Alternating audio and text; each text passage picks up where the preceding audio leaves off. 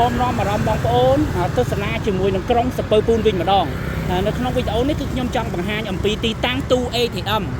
ដែលមាននៅក្នុងក្រុងសពើពូនយើងហើយទូ ATM នៅក្រុងសពើពូនយើងមានពីរបងប្អូនណាមាន AC Lida ជាមួយនឹង ABA ដោយសារមានបងប្អូនយើងគាត់មកពីបណ្ដាខេត្តផ្សេងគាត់មកធ្វើការដូចជានៅខាងព្រីម3ព្រីម4ហ្នឹងគាត់អត់ដឹងគាត់ឆាតសួរខ្ញុំអញ្ចឹងខ្ញុំធ្វើវីដេអូបញ្ជាក់ដើម្បីប្រាប់ទីតាំងនៅទូ ATM ដែលមាននៅក្រុងសពើពូនយើងក្រុងសពើពូនយើងមាននៅខេត្តកណ្ដាលស្រុកកខុមណាបងប្អូនណាបាទជាប់ទល់ដែនវៀតណាមអញ្ចឹងពេលដែលបងប្អូនអញ្ជើញមកតាមផ្លូវជាតិលេខ21ហ្នឹងបាទ21បុកមកត្រង់ណាបុកមកត្រង់រហូតដល់ឃើញរូបសពើបាទរូបសពើអញ្ចឹងយើងមានផ្លូវបែកជា2បងប្អូនណាអញ្ចឹងបងប្អូនអាចអញ្ជើញទៅខាងស្ដាំដៃរហូតដល់ស្ពានទី76ផុតស្ពានទី76ប្រហែលជា200ម៉ែត្រនៅខាងស្ដាំនៅខាងស្វែងដៃបងប្អូននឹងឃើញទូ ATM ហើយយើងមានទូ AC Lida ជាមួយទូ ABA អញ្ចឹងឥឡូវនេះដើម្បីកុំឲ្យខាត់ពេលយូរខ្ញុំនឹងធ្វើវីដេអូបង្ហាញបងប្អូនជូនបងប្អូនទៅដល់ទូតែម្ដងបាទអរគុណបាទអូខេបងប្អូនអញ្ចឹងហើយនេះនៅរូបម្ដងរូបសពើហ្នឹងអញ្ចឹងយើងមានផ្លូវបំបែកជា2បងប្អូនអាចជើញផ្លូវបំបែកខាងស្ដាំដៃបាទខាងស្ដាំដៃហ្នឹងបាទនេះ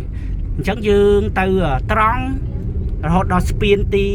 76មកឃើញតិចយើងដល់ស្ពានបាទខាងនេះយើងមានវរៈបន្ថែមមានអីអញ្ចឹងទៅបងប្អូនឃើញទៅបាទហ្នឹងហើយ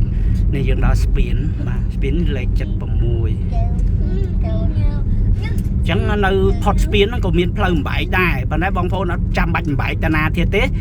អត់មានបំបែកតាណាទេបងប្អូនទៅត្រង់តែម្ដងបាទទៅត្រង់បាទនេះយើងមានអគារផ្សេងអញ្ចឹងទៅត្រង់បាទទៅត្រង់នេះយើងថាផុតស្ពានប្រហែលជា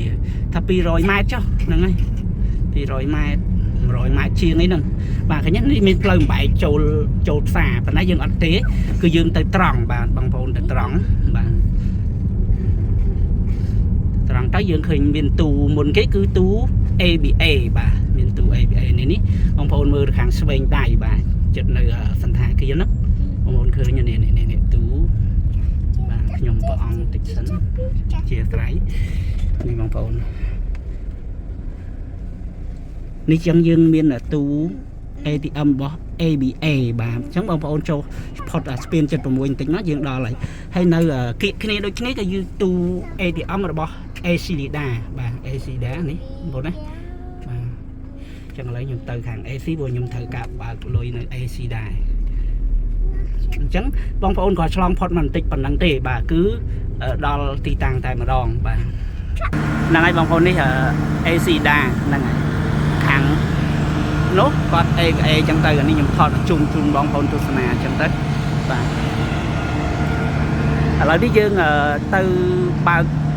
លុយទាំងអស់គ្នាអូខេឥឡូវយើងនេះកាត់ដកនេះយើងដកប្រាក់រហ័សតាម QR code យកលោកអូឲ្យដកម្ដងបាទ2លានទេបងប្អូនណាហ្នឹងហើយបាទ2លានខ្ញុំភ្លេចមើលមិញហ្នឹងហើយបងប្អូនមិញដែលថាខ្ញុំដកទៅទូវាerrorវាអត់ឲ្យអញ្ចឹងបងប្អូនបើសិនករណីថាចុចដកហើយលុយវាអត់ចេញបងប្អូនអាចចូលគណនី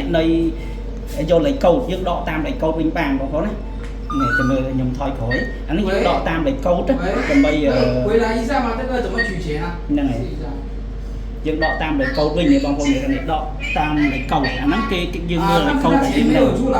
អានេះ